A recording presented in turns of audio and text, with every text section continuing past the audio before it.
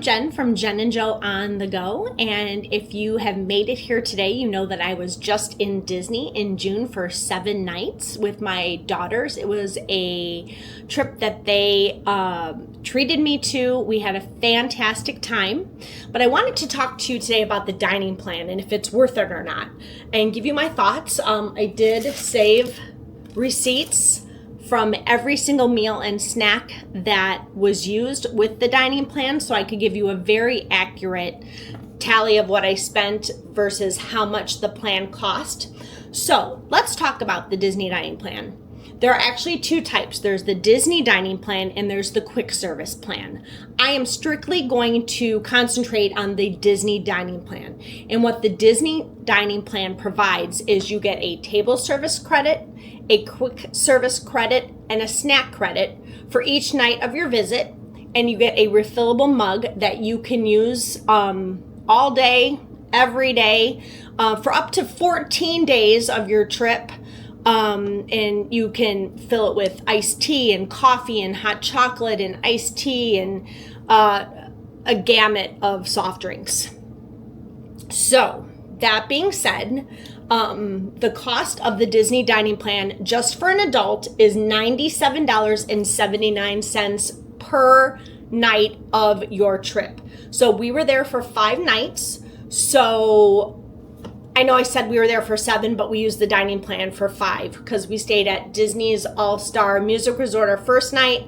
We spent 5 nights at the French Quarter where we did use the dining plan, and then our last night was back at All-Star Music, and we did not have the dining plan, but we were able to use our mugs. So $97.79. So what does that give you with each of your meals? Well, with a table service credit, you get your entree, you get a dessert, and then you get a choice of a drink, which can either be a non-alcoholic beverage or an alcoholic beverage, which is great. Cocktails, wine, beer, a whole bunch to choose from. So that goes for breakfast, lunch, and dinner. You get your entree, your dessert, and your drink, whether it's alcoholic or non-alcoholic. With the quick service plan, you get your entree and you get your drink, which again can be an alcoholic beverage or just a non-alcoholic beverage. So just so you have an idea of what you can and can't order.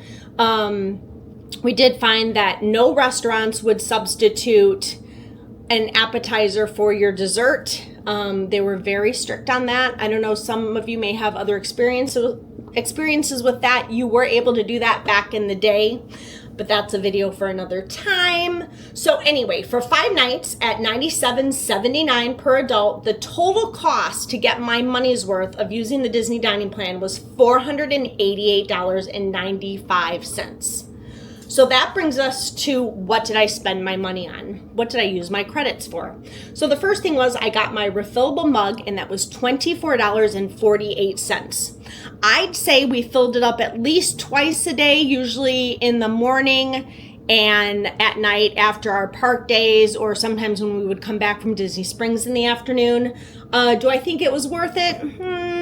That's a toss-up. I think it can be a very big money saver, depending on how often you fill it up. Now, you can't bring it with you to the parks and get refills. You can only bring it to the different Disney resorts. And you can use it up to 14 days. So if you do switch resorts, if you're at a Disney resort for your first couple days, then you switch to something off property. If you go back to a Disney resort within those 14 days, you can use your mug. So that would be a big savings. So first thing we're going to talk about are the snacks. So I had 5 snacks, and the first one was a Joffrey's coffee, and that was $6.81. I got a coffee at the Scat Cats Club Cafe, say that 5 times fast, at $6.38. I got a Dole Whip at the Pineapple Lanai for $5.85, and then I picked up 2 snacks at Connections Cafe, the Bum Kuchen Cake in Vanilla, and the Liege Waffle for a total of $12.90. So my 5 snacks came up to $31.94. So now I've spent $24.48 on my refillable mug and $31.94 on my snacks. So that brings us to our quick service options. Now, was very disappointed in the quality of the resort quick service meals. With the exception of Captain Cook's, that was 10 out of 10, great, perfect. I just think that Disney has really cheapened their quick service meals at the value and moderate resorts. Everyone is serving the same things with the exception of maybe one or two dishes here or there. Everything's very bland. I know that they are cooking for a large crowd of people for every meal every day, but I don't think for what you're paying that the quality of the food should be so poor. I don't know what Disney did. Quick service food used to be, in my opinion, really good. And I'm not saying you can't get good quick service meals. Like I said, I think the deluxe resorts have very good quick service meals. But Disney really fell short with the value and moderate resort meals. But with that being said, I spent $15.21 on my first meal at Sassagoula's food court at Port Orleans French Quarter. I spent $16.81 at the Riverside Mill food court at Port Orleans Riverside. I spent $17.17 at Captain Cook's at the Polynesian. I spent $26.56 at Sassagoula's food court. And then number 5 at All Star Music was $22 for a total of $97.75 on my quick service meals. Final category, table service meals. Now, I will preface this by saying it's obviously a better deal to do all 5 of your table service meals at dinner time because that's where you're going to get the most bang for your buck. But I didn't think I did too bad. My first table service meal was at the Grand Floridian Cafe. We had brunch and it was $33.86. My second meal was at Topolino's for breakfast. It's a character meal. It is very pricey. It was $61.76. Number 3 was brunch at Homecoming, and that was $51.12.